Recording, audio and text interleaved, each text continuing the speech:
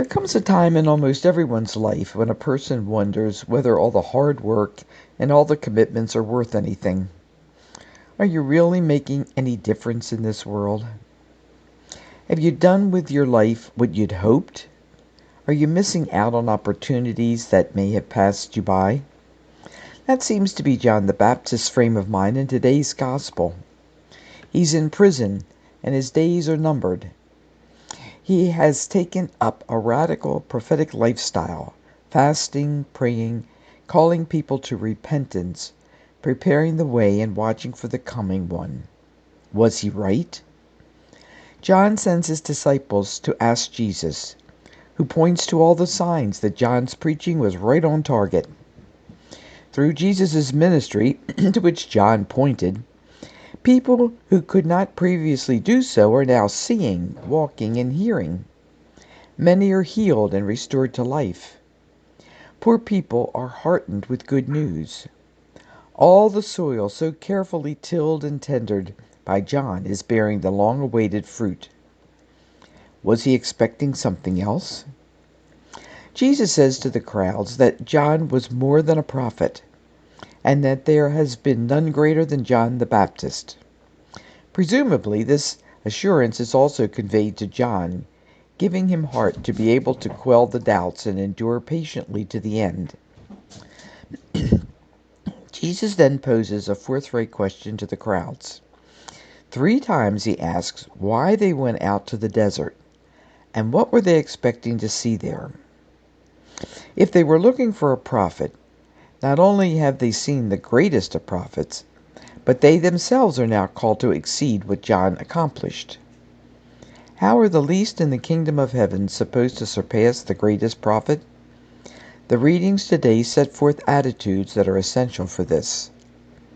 The first reading invites us to be filled with joy and gladness, and to express this in singing and rejoicing, even when all seems desolate. The exiles had yet to see the concrete signs of restoration. Even before experiencing the anticipated healing and rebuilding, they were to enter into the ruined city singing for joy. This is not a naive refusal to see things as they are, but an expression of hope that springs from a deep conviction that God's saving deeds in the past will be manifest in the present and future as well for those who have eyes to see. The very expectation that the parched wasteland will yield fragrant blooms begins to bring it into being. While awaiting the fulfillment of our expectations and longings, the letter of James exhorts us to be patient. Using the example of a farmer, he makes clear that patience does not mean sitting back and doing nothing. Likewise, John the Baptist, preparing the way for Jesus, a farmer meticulously tills the soil, clears away the rocks and weeds, and carefully plants the seeds. It takes both hard work of the farmer and the gift of rain, over which one has no control, to produce the anticipated harvest. Patience is doing everything one can, while at the same time relying utterly on the divine provider.